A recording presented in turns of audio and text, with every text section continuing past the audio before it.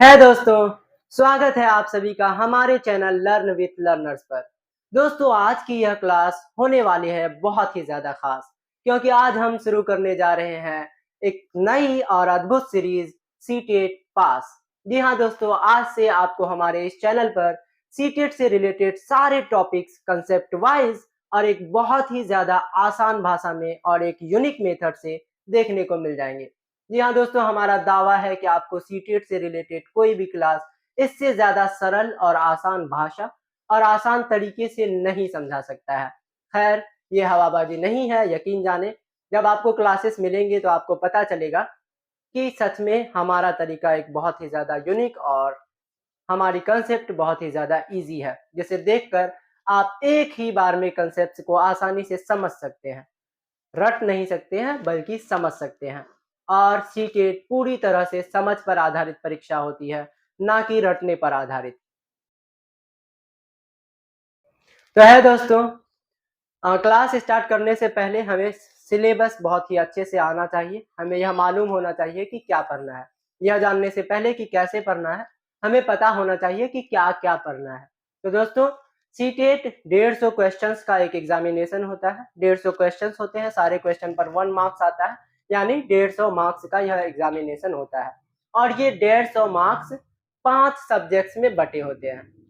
सबसे पहला सब्जेक्ट आपका जो बहुत ही ज्यादा इंपॉर्टेंट है वो है CDP, child development and pedagogy. और CDP से आपसे पूछे जाएंगे 30 सवाल। सारे सब्जेक्ट्स को इसी तरह से बांटा गया है। इन 30 सवालों में 15 सवाल आपके कंटेंट बेस्ड होंगे, यानी पूछा जाएगा कि साइंटिस्ट ने क्या स्टेटमेंट दिया था, किसने कौन सी थियोरी दी थी, इस थियोरी में क्या बात है। और 15 क्वेश्चंस आपके आएंगे पेडागोजी पर बेस्ड, यानी कि जिसमें पूछा जाएगा कि बच्चों को इन सारी चीजों को बताना कैसे, बच्चों से रिलेटेड क्वेश्चंस आएंगे। तो CDP आपका होगा 30 नंबर का क्वेश्चन।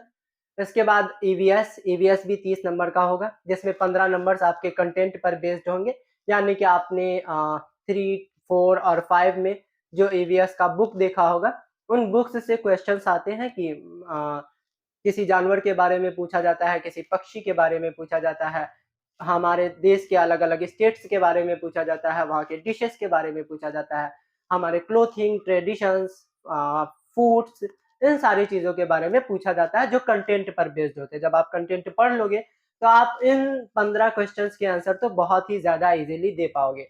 बाकी 15 क्वेश्चंस फिर से आते हैं पेडागोजी से, यानी कि पढ़ाना कैसे है, बच्चों को इन सारी चीजों को कैसे समझाना है, बच्चों को पढ़ाने का सबसे उचित तरीका कौन सा होगा, किस किस मेथड को आप इन्वॉल्व कर सकते हैं, कौन कौन से मेथड होते हैं। इसी तरह से 30 नंबर का आपका होगा मैथमेटिक्स का क्वेश्चन। 30 क्वेश्चन उसमें भी होते हैं 30 मार्क के लिए।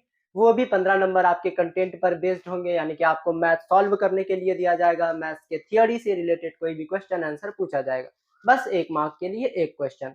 लेकिन बाकी के 15 क्वेश्चन आपके होंगे पेडागोजी पर बेस्ड, जिसमें आपसे पूछा जाएगा कि मैथ की किस क्लास के लिए आप कौन से मेथड को यूज करोगे, किस साइंटिस्ट ने कौन सा मेथड दिया, कौन सा मेथड इस क्लास के लिए सबसे बेटर है, मतलब बच्चे में मैथ्स को कैसे डालना है, ये पूछा जाएगा। तो बाकी के जो 2 सब्जेक्ट्स होंगे 30-30 नंबर के, वो पूरी तरह से डिपेंड करता है आप पर, यानी कि आपको यह आजादी रहेगी कि आप कौन कौन सी लैंग्वेज चुनना चाहते हो, लैंग्वेज 1 और लैंग्वेज 2।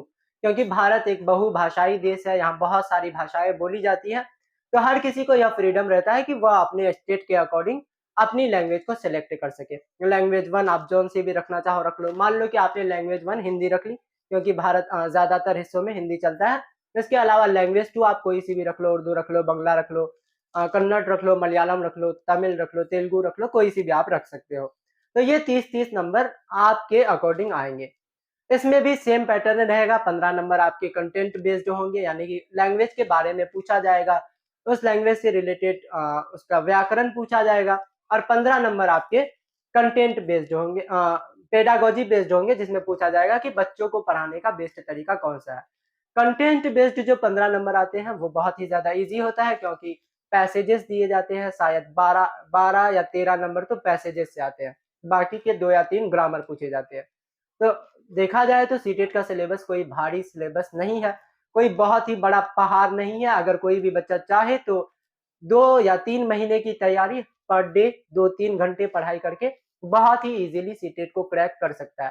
क्योंकि पिछले साल मैंने भी सिर्फ़ 3 घंटे की स्टडी हार्डली 2 महीने ही मैंने भी पढ़े होंगे। तो 2 महीने की स्टडी से पर डे ढाई से 3 घंटे की स्टडी से मैंने क्रैक कर लिया था सीटेट को। मेरे 110 मार्क्स आए थे। तो वो एक्सपीरियंस और किस तरह से तैयारी करना है, चूँकि मैं एक करंट स्टूडेंट हूँ, इसलिए आप मुझसे तैयारी कर सकते हो, जो आपके लिए बहुत ही ज़्यादा फ़ायदेमंद साबित होगा।